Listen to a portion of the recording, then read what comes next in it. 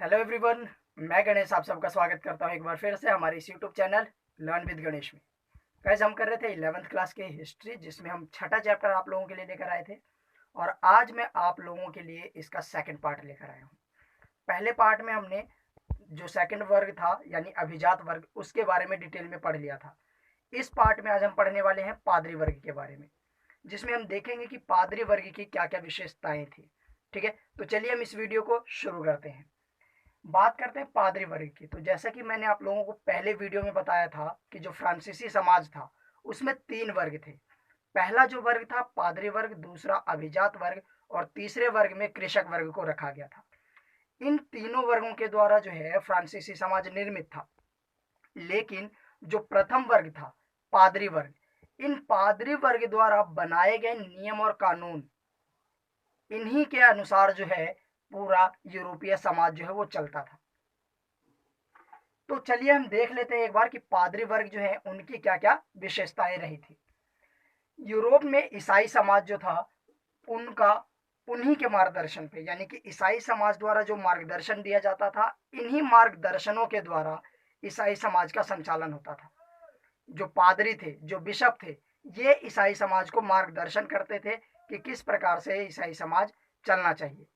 जो पादरी वर्ग था, ये इनका अपना नियम कानून था, इनके अपने नियम कानून थे जिसके द्वारा ये समाज को चलाते थे। इसके अलावा अगर हम देखें तो राजा द्वारा दी गई भूमि जो थी इनके पास बड़ी मात्रा में थी। जब कभी पूजा पाठ हुआ करता था तो राजा खुश होकर दान के रूप में पादरी वर्ग को भूमि दान करते थे। और वही जो भूमि थी जहां से ये पादरी वर्ग कर वसूलते थे। तो चूंकि ये कर वसूलते थे वहां से, इसलिए ये इसको किसी और पे निर्भर रहने की जरूरत नहीं थी। इसी वजह से ये कहा जाता है कि पादरी वर्ग जो था एक स्वतंत्र संस्था बन चुकी थी, जो राजा वर्ग पर निर्भर नहीं था। चलिए इसको हम थोड़ा सा देखते हैं। यहाँ पर मैंने वही चीजें लिखी हुई है। यूरोप में ईसाई समाज को मार्गदर्शन बिशपों और पादरियों द्वारा किया जाता था, जो प्रथम वर्ग के थे।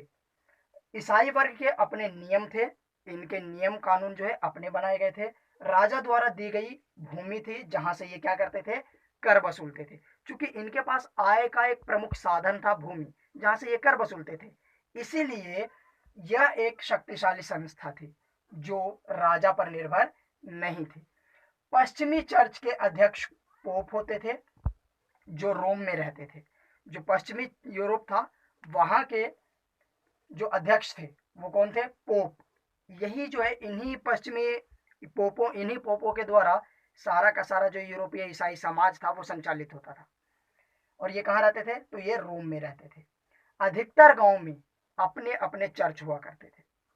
ज्यादातर जो गांव था रोम में, वहां पर क्या था, अपना अपना अलग अलग चर्च था, जहां पर लोग क्या करते थे कि प्रत्येक रविवार को क्या करते थे, प्रत्येक रविवार को वहां पर जाते थे और जो पादरी वर्ग धर्म उपदेश देते थे उन धर्म उपदेशों को सुनते थे और सामूहिक रूप से प्रार्थना करते थे। अधिकतर गांव से अधिकतर गांव में अपने चर्च हुआ करते थे, जहां पर प्रत्येक रविवार को लोग पादरी के धर्मोपदेश को सुनने तथा सामूहिक प्रार्थना करने के लिए इकट्ठा होते थे। और ये पादरी वर्ग, इन्हीं के द्वारा जो है मार्गदर्शन दिया जाता था, जिससे यूरोपीय समाज जो है वो संचालित होता था। आगे हम देखते हैं। तो प्रत्येक व्यक्ति जो है वो पादरी नहीं बन सकता था, क्योंकि मैंने बताया आप लोगों को कि पादरी वर्ग जो है उनके अपने नियम कानून थे। तो इनका एक नियम ये भी था कि प्रत्येक व्यक्ति पादरी नहीं बन सकता था। तो कौन कौन पादरी नहीं बन सकता था, कृषक, दास, शारीरिक रूप से बाधित व्यक्ति, यानी कि उनमें अगर शारीरिक रूप से कुछ अपंगता है तो वो व्यक्ति, और स्त्री यानी महिलाएं, ये लोग जो हैं ये पादरी नहीं बन सकते थे। इनकी एक और खूबी थी, जो पुरुष पादरी बनते थे वो शादी नहीं कर सकते थे। इनके नियम कानून बनाए गए थे कि जो पुरुष पादरी बनेगा वो शादी नहीं कर सकता है। चर्च कृषक से वर्ष में, जो कृषक वर्ग था, जो भूमि राजा द्वारा पोप को मिली थी, उस भूमि पर से उस भूमि पर कृषक काम करता था। तो चर्च जो है वो क्या करता था, कृषक वर्ग से वर्ष में उसकी उपज का 1/10वां भाग वसूला जाता था, कर के रूप में वसूलते थे, जिसे टीथ कहा जाता था। तो क्वेश्चन यहाँ से इस प्रकार से आता है, टीथ से क्या अभिप्राय है। तो टीथ जो है पादरी वर्ग द्वारा या चर्च द्वारा कृषक वर्ग से लिए जाने वाला कर है। क्या ये एक कर है जो उसकी उपज का 1/10वां भाग वसूलते थे। अमीरों द्वारा अपने कल्याण के लिए दिया जाने वाला कर या मरने के बाद अपने परिवार की आत्मा की शांति के लिए जो है जो दान देते थे, ये इनकी आय का मुख्य स्रोत था। तो अगर क्वेश्चन यहाँ पर आता है कि पादरी वर्ग के आय का मुख्य स्रोत क्या था, तो दो मुख्य स्रोत से, पहला था कृषक से लिया जाने वाला कर जो कितना था, उपज का 1/10वां भाग, जिसे हम क्या कहते थे, टीथ। दूसरा जो आय था, स्रोत था, वो था अमीरों द्वारा दी जाने वाला दान। और यही दान जो था जिसके माध्यम से जो भूमि प्राप्त होती थी, उन्हीं भूमि पर से ये पादरी वर्ग कर वसूलते थे। तो हमने देखा है कि ये जो पादरी वर्ग है इनकी कुछ अलग विशेषताएं थी और इनके कुछ अलग से नियम कानून थे और इनके द्वारा जो धार्मिक अनुष्ठान जो रीति रिवाज अपनाए जाते थे, हालांकि ये ओरिजिनल नहीं था। कुछ जो रीति रिवाज इनके द्वारा अपनाए गए वो सामंती कुल यानी कि जो अभिजात वर्ग था उनकी नकल थी। ठीक है, तो जो पादरी वर्ग द्वारा अपनाए गए रीति रिवाज थे वो सारा का सारा ओरिजिनल नहीं था, बल्कि कुछ वो कॉपी भी करते थे। किससे? तो वो सामंती जो कुल थे यानी कि जो अभिजात वर्ग था उससे इन्होंने कॉपी किया था। उसमें क्या क्या चीजें थी? तो दो चीजें थी।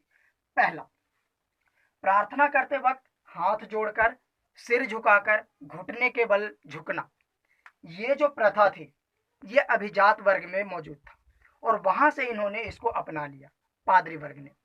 कैसे? जो नाइट्स होते थे, जो सैनिक जिसको बोलते थे, वो सैनिक अपने लॉर्ड के प्रति आस्था प्रकट करने के लिए, निष्ठा प्रकट करने के लिए अपने पैरों के बल झुककर उनको सलाम किया करते थे और इसी प्रथा को पादरी वर्ग ने भी अपना लिया।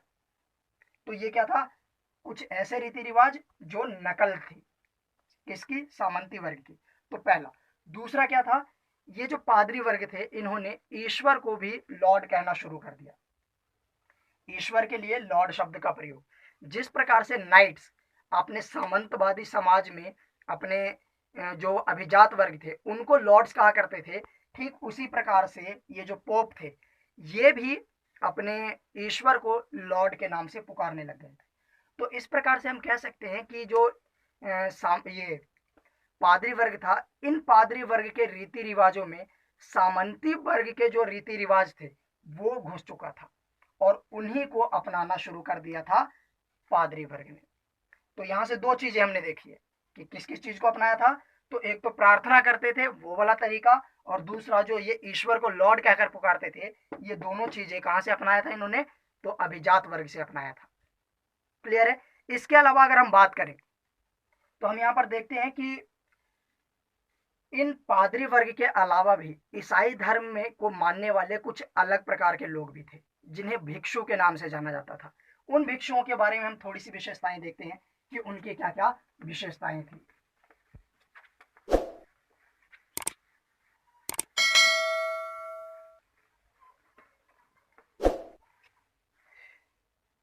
ये हम देखते हैं भिक्षु के बारे में।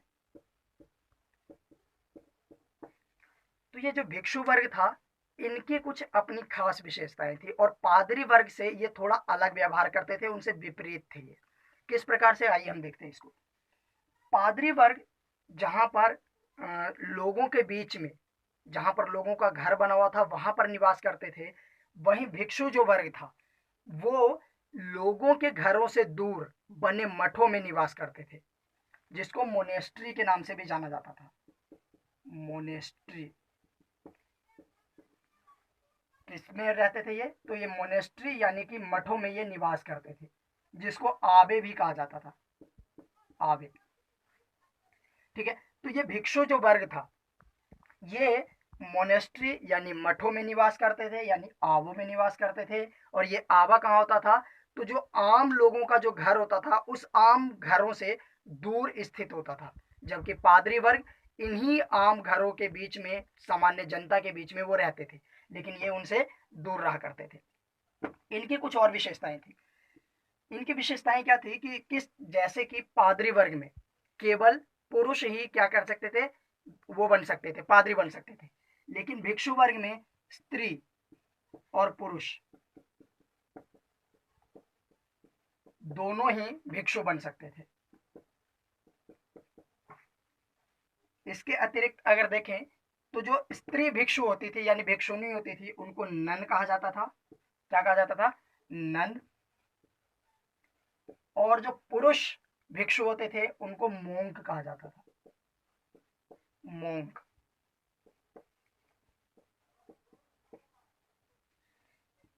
इसके अतिरिक्त एक चीज यहाँ पर भी देखने को मिलती है जो पादरी वर्ग से बिल्कुल समान था। वो क्या था कि जिस प्रकार से पादरी वर्ग में जो पुरुष पादरी बनता था वो शादी विवाह नहीं कर सकता था, ठीक उसी प्रकार से भिक्षु वर्ग में भी जो स्त्री और पुरुष भिक्षु और भिक्षुनी बनते थे वो भी शादी नहीं कर सकते थे। तो यानी कि ये भी शादी नहीं कर सकते थे, शादी नहीं कर सकते थे। इसके अतिरिक्त अगर इनकी और विशेषताएं देखें भिक्षुओं की, तो ये भिक्षु वर्ग जो है इनके लिए स्त्री भिक्षु और पुरुष भिक्षु इनके लिए अलग अलग आवे हुआ करता था। क्या होता था?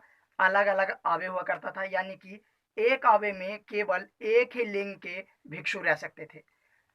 इसलिए स्त्री और पुरुषों के लिए अलग अलग मठ हुआ करते थे, अलग अलग आवे हुआ करते थे।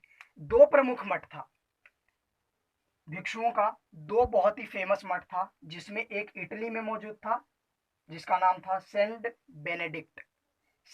बेनेडिक्ट, और दूसरा बरगंडी में मौजूद था जिसका नाम था क्लूनी मठ। ये जो सेंट बेनेडिक्ट था जो इटली में था, ये 529 ईस्वी में इसकी स्थापना हुई थी, और जो क्लूनी मठ था जो बरगंडी में स्थापित था, इसकी स्थापना 970 ईस्वी में हुई थी। तो ये दो बहुत ही प्रसिद्ध मठ थे जिन मठों में ये भिक्षु वर्ग रहा करते थे। इसके अलावा अगर हम भिक्षु वर्ग की और थोड़ा सा काम वगैरह देखें तो भिक्षु वर्ग जो है अपना सारा जो जीवन था वो अध्ययन करने में, साथ ही साथ में कृषि में, शारीरिक श्रम करने में, इन्हीं कामों में अपना सारा टाइम बिताया करते थे। इसके अलावा अगर हम बात करें तो इन भिक्षुओं में से कुछ भिक्षु ऐसे भी थे जिन्होंने मठों में रहने से इनकार कर दिया था, और इन भिक्षुओं को फ्रायर कहा जाता था। क्या कहा जाता था? फ्रायर। फ्रायर कौन थे? तो ऐसे भिक्षु जिन्होंने मठों में रहने से इनकार कर दिया था, मठों में रहने से मना कर दिया था। और ये जो भिक्षु थे फ्रायर, ये एक स्थान से दूसरे स्थान पर घूम घूम कर उपदेश दिया करते थे और उनसे प्राप्त दान से ही अपना जीवन यापन किया करते थे। तो हमने यहाँ पर भिक्षुओं की कुछ विशेषताएं देखी। भिक्षु जो है वो घरों में नहीं बल्कि मठों में रहा करते थे, जिसको मोनेस्ट्री कहा जाता था। मोनेस्ट्री जो है ग्रीक भाषा के मोनोस शब्द से निकला है। किससे? मोनोस, जिसका अर्थ होता है अकेले रहने वाला व्यक्ति। क्या होता है? अकेले रहने वाला व्यक्ति। क्लियर है? तो ये थी भिक्षु वर्ग की विशेषताएं। आई होप ये आपको बहुत अच्छे से समझ में आ गया होगा। इसके आगे थोड़ा सा हम चलते हैं। जब भिक्षु वर्ग जो है अपना अलग से एक समुदाय के रूप में ये विकसित हुआ, तो उस टाइम पर इसमें केवल कुछ ही लोग शामिल थे, 10 या 20 लोग शामिल थे। लेकिन धीरे धीरे करते करते ये समुदाय जो है बहुत ही विस्तृत हो गया, और इस समुदाय ने कला के क्षेत्र में भी अपना योगदान दिया। कला के क्षेत्र में योगदान किस प्रकार से दिया? तो एक नाम था आवेस हिल्डेगार्ड। क्या नाम था? आवेस हिल्डेगार्ड। इनका क्या योगदान रहा कला के क्षेत्र में? तो आप देखोगे कि जो चर्च में जो प्रार्थना किया जाता था उसको सामूहिक रूप प्रदान करने में महत्वपूर्ण भूमिका निभाई। क्या था कि जो आवेस हिल्डेगार्ड थे, इनकी क्या भूमिका रही? तो इन्होंने कला के क्षेत्र में योगदान दिया कि जो पादरी वर्ग में जो प्रार्थना किया जाता था चर्चों में, उसको सामूहिक रूप प्रदान करने की इन्होंने कोशिश की। साथ ही साथ अगर देखें तो जो भिक्षु वर्ग जो पहले 10 या 20 भिक्षुओं का समुदाय था, वो धीरे धीरे बहुत ही विस्तृत हो गया, और इस समुदाय में स्कूल, हॉस्पिटल्स जैसी चीजें भी समाहित हो गई। लेकिन 14वीं शताब्दी के बाद में, 14वीं शताब्दी के आसपास में क्या देखने को मिलता है कि ये इस भिक्षु वर्ग में जो है, इस भिक्षु वर्ग को कुछ अलग दृष्टि से देखा जाने लगता है। और इसकी तुलना जो है, भिक्षु वर्ग की तुलना सामान्य कृषक, गड़रिये आदि से की जाती है। और ऐसा माना जाता है कि ये जो भिक्षु वर्ग है, इनमें से कुछ भिक्षु जो है लोभ लालच और भोग विलासिता का जीवन व्यतीत करने लगे हैं। इसी वजह से इनकी तुलना कृषक और गड़रियों से की जाने लगी। तो इस प्रकार से हम देखते हैं कि जो भिक्षु वर्ग था वो एक अलग समुदाय के रूप में निकला पादरी वर्ग से, और इनकी विशेषताएं जो थी वो पादरी वर्ग से बिल्कुल विपरीत थी। क्लियर है? आई होप ये वीडियो आप लोगों को अच्छे से समझ में आया होगा। वीडियो अगर पसंद आया हो तो आप इस वीडियो को लाइक कीजिएगा, चैनल को सब्सक्राइब कीजिएगा और वीडियो को शेयर करना मत भूलिएगा।